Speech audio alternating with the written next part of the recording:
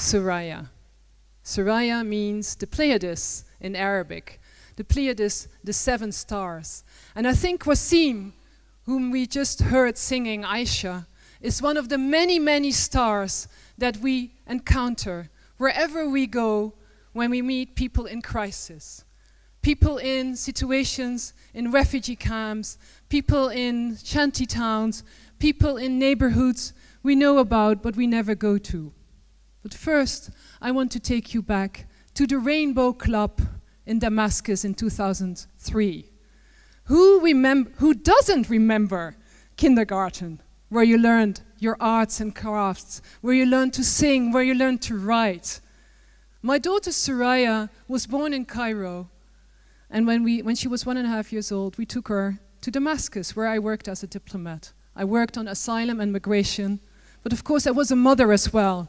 And when I was listening to the stories of people who fled from Iraq to Syria, people from Palestine who fled to Syria, at lunch break I took my car, because it was 50 degrees, it was only 5 minutes, but to pick her up, or I walked in winter to pick her up from the Rainbow Club, and there she was, with her Syrian classmates, showing me her latest crafts and arts work. As a mother, you always say, oh my God, you must become a designer, it's so beautiful. Huh? I still have all these beautiful designs of my toddler, and I don't dare to throw them away. Anyway, I think she would be upset if I did. Now, on a serious note, when I look at this picture, Soraya at the Rainbow Club, and then when I look at the pictures we see on a daily basis, I see her friends, her Syrian friends.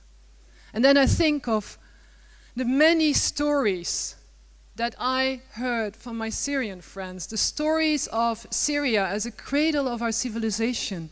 The alphabet, our alphabet, originates from Syria. Beautiful architecture, beautiful buildings, beautiful literature. I don't know how many people in this audience have ever been to Syria, but I think one of the problems for Syria is that we don't know that country from the times before the revolution in 2011, before the war started. When Soraya grew up, she had a fairy godmother from Egypt. Her name is Syrian Soraya. She revitalized the art of storytelling in Egypt, and she came to Damascus. She came to the souks of Damascus, and she told the stories of 1001 Nights in the souks of Damascus. And after her performance, we went to the famous cafe in Naufara, where Abu Shadi, the famous Damascene storyteller, was happy to read a story in Arabic to Soraya. The stories of 1001 Nights turned into the story of 1001 Nightmares. This, ladies and gentlemen, is a projection of the famous kiss of Gustav Klimt on a building, a building that suffered tremendously from the war in Syria. An art form, an artwork of a famous Syrian artist, Tamam Azam. He said, the moment the war is over in Syria, I will come back and I will paint all the famous European artworks on the walls so we can show the world that we have a shared humanity.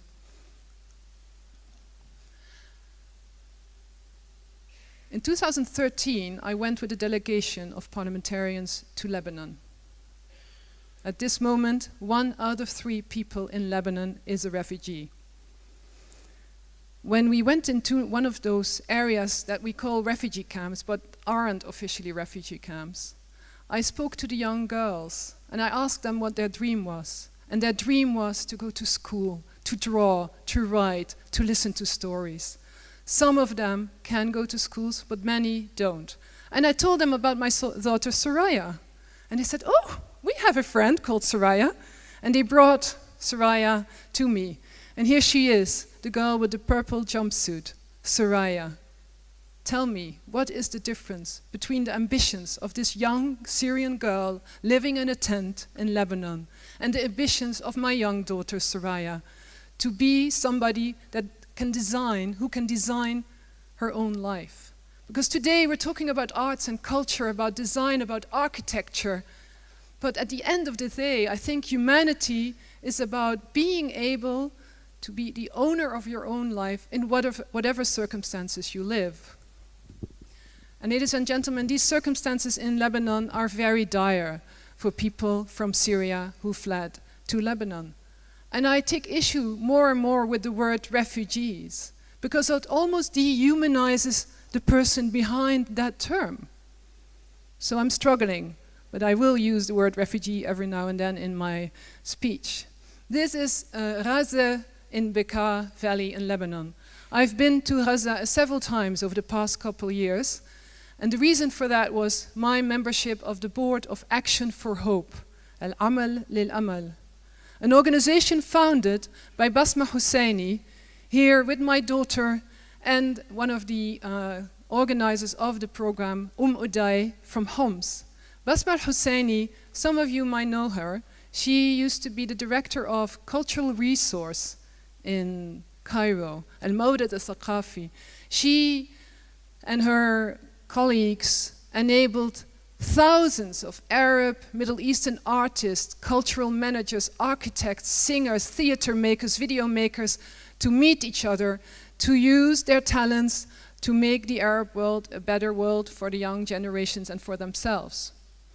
When she, with a group of artists from Syria, from Lebanon, from Palestine, went to a refugee camp in Kilis in Turkey, she was shocked to see that all the humanitarian aid was basically focused on shelter, food, and a little bit of drawing as a kind of art therapy. And she felt that something else needed to be done. And she was also shocked to see that there was a lot of religious literature in the camps, basically being distributed by Islamic charity organizations from the Gulf. And she heard people talk about, well, as long as we're devout Muslims, as long as we are believers, there is at least hope for a better future in the hereafter. And she thought, I cannot accept this. So that is what she founded Action for Hope. She felt people need to be able to do something about their own lives, even if they're in the most dire circumstances, be it in a camp, be it in a shanty town, to be able to design their own future, to have a hope for a better future. So that's when she designed the whole concept that even in the most difficult circumstances, people are entitled to be surrounded with culture and beauty.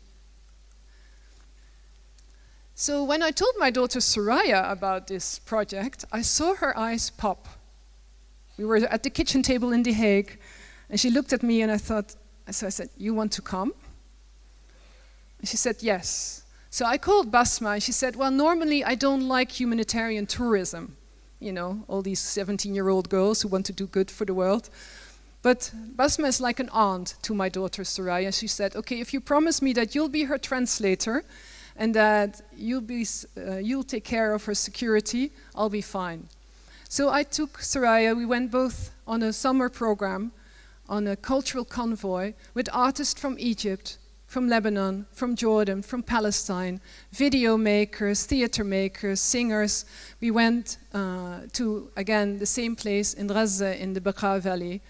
And Soraya, and I will tweet it afterwards, when she came back, she wrote a blog on the One World website about her experience as a young teenager here from the Netherlands, going with her school friends to Rome, to Florence, where she enjoyed our cultural heritage, where she could dance in the fountains, where she could sing, where she could be happy and feel how wonderful it is to be free, to express yourself in every aspect of your life. And then she was with me, with the team in Lebanon, and she said, Mom, these girls, these guys are like me. They want to sing, they want to dance, they want to enjoy life.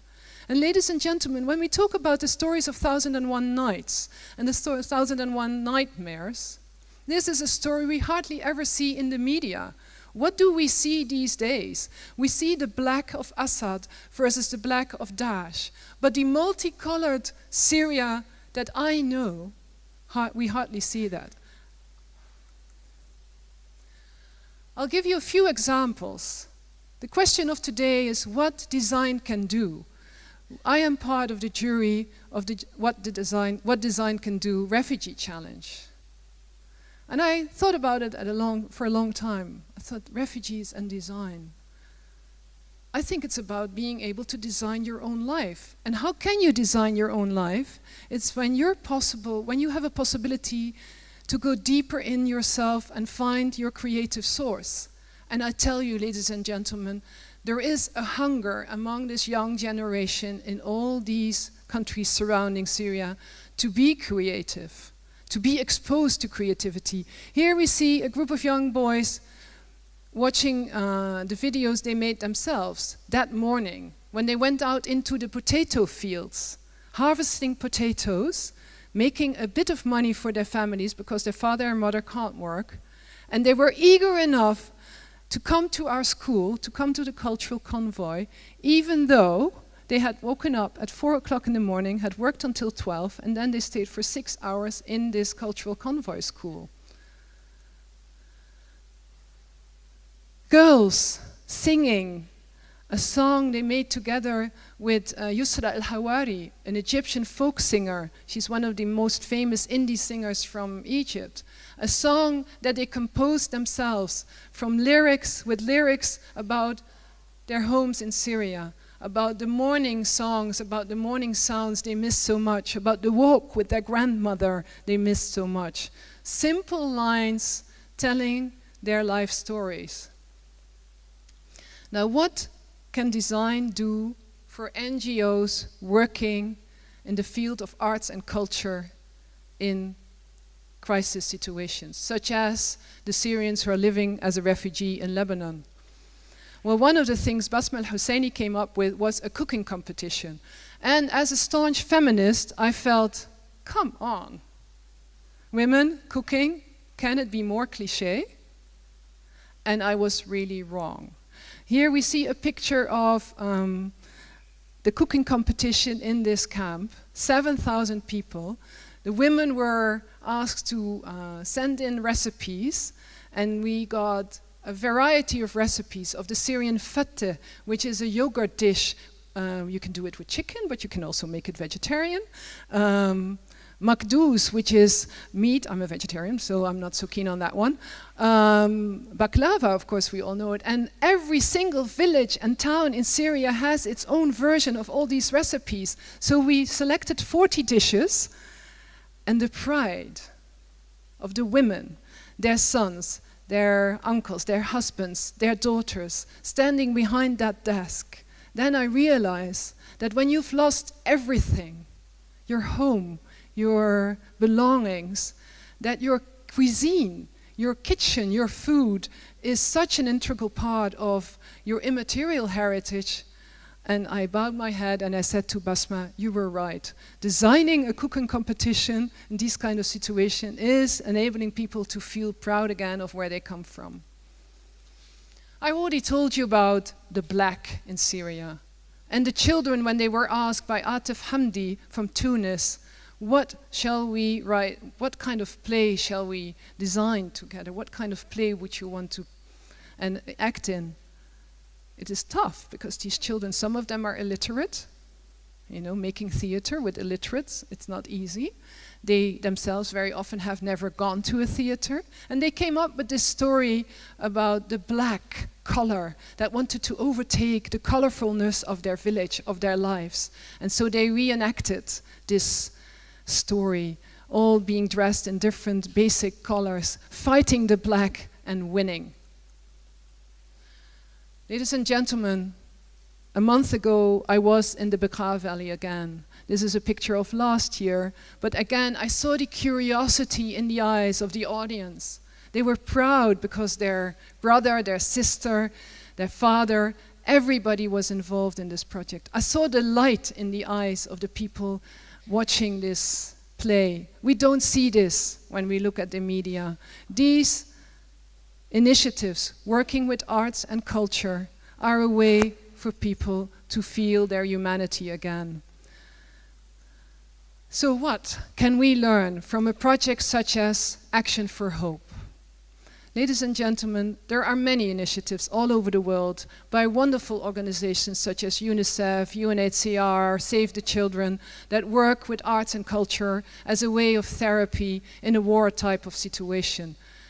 I think we can go beyond that. But because at the end of the day, for me, remembering my daughter Soraya in her rainbow kindergarten, the intrinsic value of culture, of creativity, as a way to feel human, for me, it gives oxygen to our lives in a much more important way than just breathing, surviving. No, culture is much more than oxygen for our children, for our teenager, for ourselves, but also for people such as the wonderful Syrians I met in Lebanon, such as Wasim, such as many people here in the Netherlands as well, who took refuge and who want more than just a roof, a bed, and something to eat, who want to live and enjoy the beauty of our humanity. Thank you very much.